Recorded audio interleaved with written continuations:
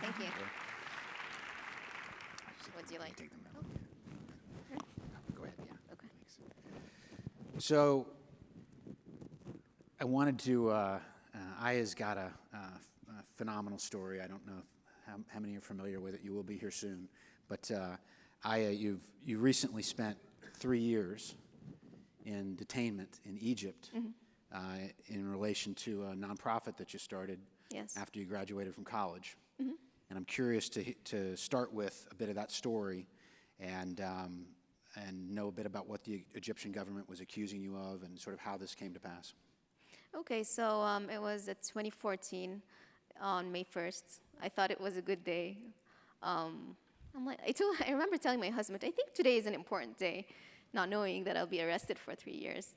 But yeah, this is what happened. So we were charged with really disgusting charges, specifically to make people fearful of us and not sympathetic to us, and to make anyone who wants to do good or do a nonprofit scared. So we were charged with 7 charges, and each of those 7 carried a possible life sentence. We were charged with human trafficking, which the police meant as that we take children to protests in the streets and throw bricks at the police. And then of rape and kidnapping and even using pornography, and it was horrible. Wow. Wow. Kerry, how did you come to know of Aya's situation in case, and how is her situation compelling for the work that RFK Human Rights is doing? So we work all around the world on 3 different issues, and one of those issues is advocacy and litigation on protecting civic space. Egypt has one of the worst records in abrogating those rights. It's a country that has the largest number of journalists in prison at the moment, and it's had a huge crackdown on human rights activists.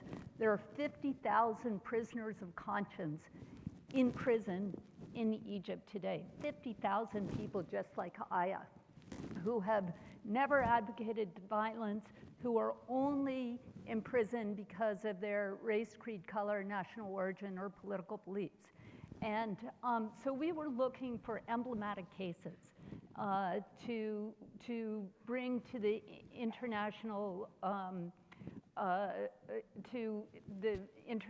judicial system, and we found Aya's, and she really personified the type of person whose rights are being taken away by the Egyptian government. I know, obviously, you're with us here today, so there's a happy ending to the story. Yes. You've been, as I understand it, you've been free for about 6 months. Yep. The Trump administration played a role in your freedom. I understand you had a chance to meet Donald Trump. Yes. I'm curious to know a bit about what that was like, and sort of, and how the Trump administration played a role in your situation. When I first learned that I will be meeting the president, I was kind of shocked, and I honestly didn't know what to do because I never thought that I'd meet Donald Trump, not even a president, but specifically Donald Trump. But then I also had, it was personally difficult for me because I don't agree with a lot of his policies, but then I thought it's a very important point in my life and in my work, because here we are, people with different perspectives and people perhaps not aligned with us at all on a lot of issues, and there they are doing us like a huge favor, saving us from a life sentence. And it wasn't only me in the case, there were 7 other people, including my husband. And so it is this concept of bringing people together that, although you may not be aligned, they could end up doing you a huge service, or you can end up doing that to them. And so it was a happy thing in the end. And also the president was so welcoming, he was so proud of us, and his daughter was as well, so it was a really good meeting in the end. That's great. That's great. Kerry, continuing on the theme of sort of the Trump administration, probably most would assume that the work that RFK Human Rights is doing is somewhat more left-leaning, right, than the current administration. I'm curious, what was it like to work with the Trump administration for Afghan? We've been around for 50 years, so we work with Democratic administrations and Republican administrations, and so this is just one more change that we've worked through. On Aya's case, we worked for a long time with the Obama administration. They were very, very helpful and important advocates on it. And then when Trump came in, we started working as best as we could with the White House and the State Department as well. But we found out that Sisi was coming to Washington. And then we did everything we could to get the White House engaged on her case, and he made this demand of Sisi, and voila, here she is today. We're so glad that Aya's here, but we also have to remember 50,000 people are still in prison, so we have a long way to go still in Egypt. And I think that's one thing that I find really important about this case is in Egypt, the main way, or one of the main ways that they perpetrate abuses and silence dissent is through pretrial detention, and that's where Aya was. But you don't need a passport to work on pretrial detention issues, and that's one of the big issues that we work on here in the United States is bail reform and pretrial detention. Very good. So you've been back for 6 months. Mm-hmm. I'm curious to know how this has changed you. You're still a very young woman. How has this experience, impacted you and changed your thoughts about your path? Okay, so I'm glad that it's been 6 months. So it hasn't really changed me, but it has definitely impacted me. And the thing is that, a lot of us, when we're young, we think we want to change the world, and then we grow up and think, oh, this is impossible, and then we start doing the careers that are maybe drawn for us by family, by society, by whatever. And so I was at the point of that struggle of what change can I do? Can I really be impactful? And then I was imprisoned, and guess what? I became so much more defiant. It was a lot of moments, like when people saw my charges, they'd say, forget that you'd ever be acquitted, or that's the minimum you'd face is 5, 7, 10 years. And we had to hold on to our belief, to our faith. And so this gave us great strength. So when I was released and I was acquitted as well, people were just awed. But for me, I was like, yes, hold on to your beliefs, hold on to your confidence, and yes, you can change if this is what you really want to do. Excellent. Thanks. So transitioning a little bit from the international work that RFK is doing in conjunction with I and others to the issue of criminal justice reform in the U.S. and the work that you're doing here. You've received a lot of praise for your international work, and I know recently you've been doing some work at Rikers and other parts of the states around criminal justice reform. So maybe give us a sense of what criminal justice reform looks like for Robert F. Kennedy human rights in the United States. So one of the areas, as I was saying, is we're working on pretrial detention. So in New York, where I come from, if you're accused of a crime, you're brought before a judge usually within 48 hours, and the judge sets bail. So if you're wealthy, you make bail and you go home. So that's what happens if you're wealthy. If you're too poor to make bail, they send you to Rikers Island. So this has nothing to do with what crime you committed or whether you're a good person or whether you're going to harm somebody else. The judges aren't allowed to even consider those issues. It's only, are you rich enough to make bail? You go free. If you're too poor to make bail, you go to Rikers Island. And then it's living hell. And today, we have 1,500 children at Rikers Island Prison. 1,200 of them are pretrial detention. The only reason they're in cages is because they can't make bail. That's the only reason that they're not in high school. Think about that. You know how much it costs taxpayers per person?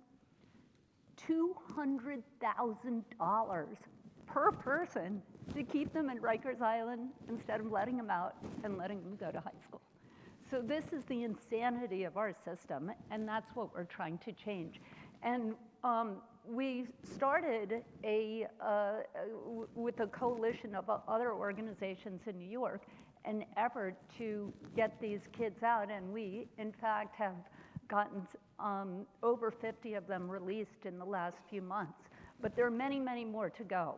And if anybody in this audience is interested in how you can create change and make a difference, you can literally bail somebody out of prison. If you're in New York, come and join our group, and we'll help you go and literally bail somebody out. But otherwise, you can help in other ways. Come on our website and help us. Help us. Thanks. There was a young man recently that you worked with and got out of Rikers that made some headlines, a young man named Pedro Hernandez. And maybe you could tell us a bit more about Yeah, so Pedro, situation. so this is a typical case. This is a young man who was falsely accused of committing a crime. His bail was set at $250,000. He lives in absolute poverty. He's got 4 brothers and sisters. 2 of them are very, very young. The 3 older are all honor students, including Pedro, when he was picked up and falsely accused. He was thrown in Rikers for a year during his senior year of high school, where he finished high school, still on the honors roll, and then helped other students finish high school at Rikers. And then he applied for and is right now in the very, very final stages of getting a full 4-year scholarship to any of 38 different colleges. Wow. Okay? So this is an amazing young man. And he's at Rikers instead of out finishing high school. He's in a cage. He's underage. He's a child. He's in a cage just because he's too poor to make bail. This is the insanity of our system. Anyway, we bailed him out thanks to people like you. We did crowdsourcing. We raised money. We bailed him out, and he was acquitted within like 2 months of all the charges. Fantastic. Fantastic. Crazy. Yeah. You've started something that is intending to sort of scale that idea of crowdfunding to get young people out of these situations. Classrooms, not cages, I believe is the name. And probably most or many of us are familiar with the idea of crowdfunding, and it's obviously become a really big sort of big deal in recent years. I'm really curious to hear more about how the idea of crowdfunding can apply in this context through the Classrooms Not Cages initiative. Right, exactly. So we threw this out on a crowdfunding source, and we raised over $100,000, and that's what we're using to gain the release of people like Pedro. So just for those of you who don't know how it works, you pay bail, and then you get released, and then you come back for your trial, or you get acquitted, and you get the bail money back. So that money gets returned to us, and then we can use it to bail out other people. Also, New York has this very weird, quirky system where there are a lot of people on bail, and their bail is $1. $1 bail, but you're not allowed to pay your own bail. So we have a system to pay people, get volunteers like you to go down to Rikers Island and pay the $1 and release people from prison. How cool is that? So it's called the Bail Brigade. Kiva Kiva comes to crowdfunding for getting people out of, that's incredible. Yeah. Very, very cool. Yeah, so could I Sure. say one other thing about this? So this is about bail reform, but it's also a lot about race. And I think a lot of people here are interested in racial justice. Is that right? Yes. Yeah. So, and can you just Can you clap anybody who's in school at the moment? Okay, great. So I want to tell you about one other thing we're doing, which has to do with schools. So we are doing work with the investment community, okay? So we did a survey of the Ivy League schools. And, you know, they have huge endowments, right? And those endowments are then invested in companies, and then they make a lot of money that they can go and use however they want, do research, whatever. Those investment dollars are invested with people who go and choose those companies. 98% of the collective endowments of the Ivy League schools, 98% are invested by white men over 50 years old. So like no one in this room, okay? Except for you. I mean, how about Might that? be another one in here somewhere. This is Alabama in 1956. And that's the most powerful office at all of your universities. And the rest of you who aren't in school, you graduated pretty recently. So you can go, let's go march into those endowment offices and say, hey, you have to invest with women and minority-owned firms, because that's the only way that women and people of color are going to be able to amass wealth and then have the capacity to influence our society. Yeah, so we'd love you to join us in that effort as well. Excellent. I'm curious, you've talked about a bit of the international sort of context and a bit of the domestic context. I'm curious to know if you see, what parallels you see between the two. Is Egypt an entirely different place than the United States, or are there some real themes that are consistent across? So I'll give a personal example that I find very applicable here. I was arrested another time, but it wasn't the one for 3 years. But so I was in the car where they moved us to prison, and the police officer told me, we have this expression, the daughter of people, and I think it's a very telling but a sad expression, like the daughter of wealthy people. But they call it the daughter of people. So what, the non-wealthy people, they're not people, or what is it? And he's like, you look like the daughter of people. Why are you protesting, or like, why are you doing this? And I'm like, we're all the children of people. And he gave me a slap. And I don't know why, but this is what happens. So even in prison, people would be like, you're the daughter of people. You don't look like you're in prison. And I think the issue is here social justice. So it's known that wealthy people are not in prison. The same here. Wealthy people don't go to prison, or white people don't go to prison. And so prison is just for a subgroup of people. Maybe black people, maybe poor people, maybe religious minorities here or there. And I think the missing conversation here is social justice. We look at criminals, and something like also that I found in Egypt that found lots of resonance with people, but it's crazy. There was this Lombroso theory that said that there is a physical look to prisoners, to criminals, like the skull looks like a specific way. Like a criminal he's born a criminal, and he's actually, like, there's nothing they can do about it. But are criminals born that way? Or is it that they didn't have the same privilege that we did? And think about it here.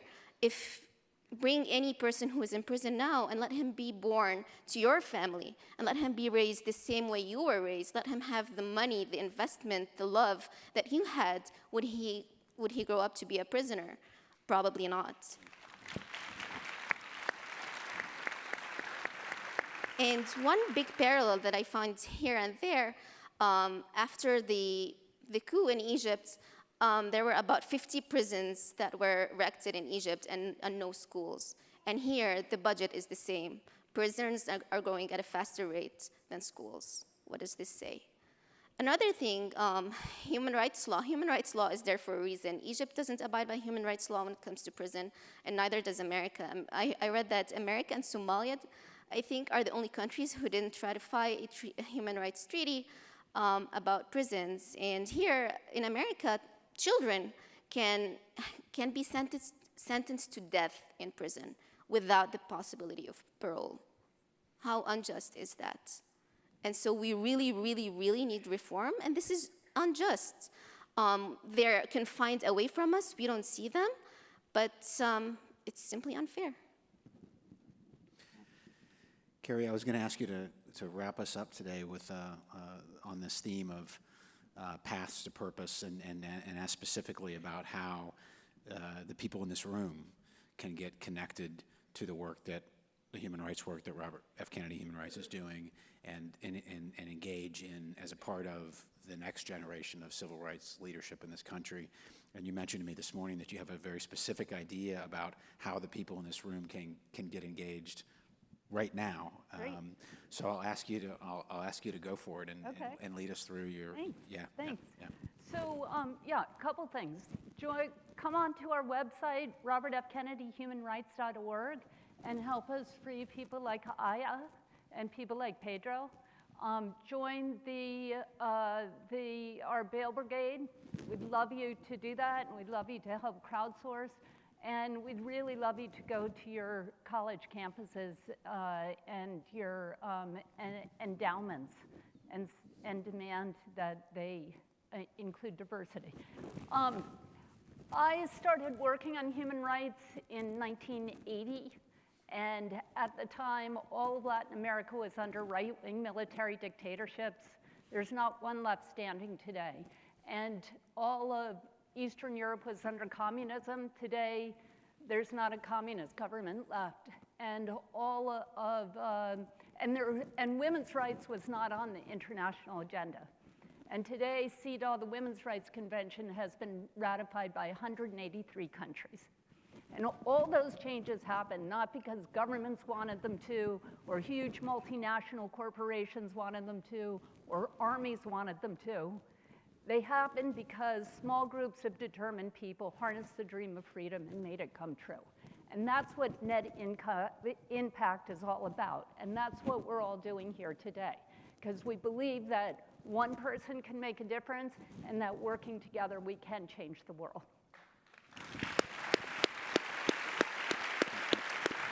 So, one of the things we do at RFK Human Rights is we have a human rights education program. It's called Speak Truth to Power. And we get students all over the world to participate in creating change.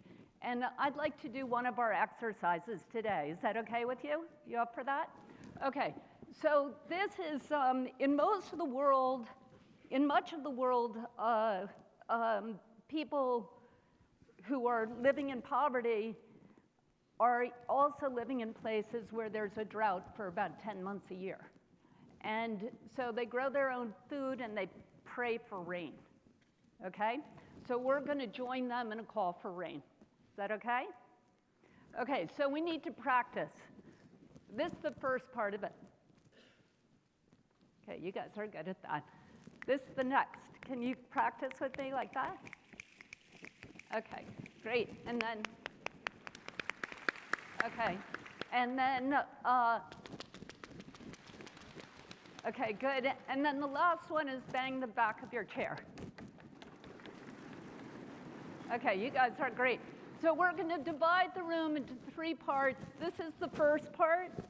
The middle section is the second part, and you're the third part, okay? Now this, you guys up there, you can join these parts too, all right? You okay? All right. So, so that's the thing. Don't do what your neighbor is doing. Just do your part, okay? Because it's like a round. Otherwise, it won't work. So you guys don't forget. You're going to want to do what they're doing, but don't. Okay, so the rain is going to start over here, and it's going to move across the plain. Okay, you guys ready? Everybody stand up.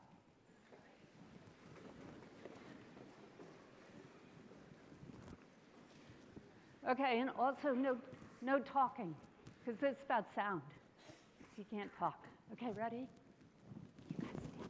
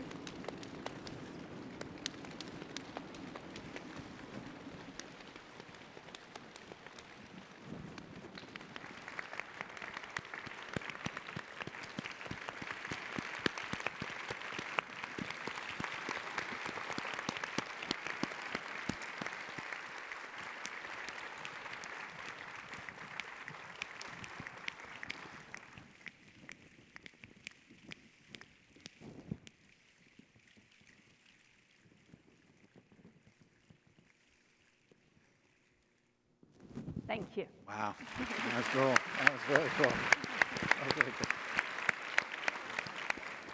Thank you both. That was Thank you. fantastic. So, Thank you. really a pleasure. Thank you. Really a pleasure, Aya. Yeah, thanks.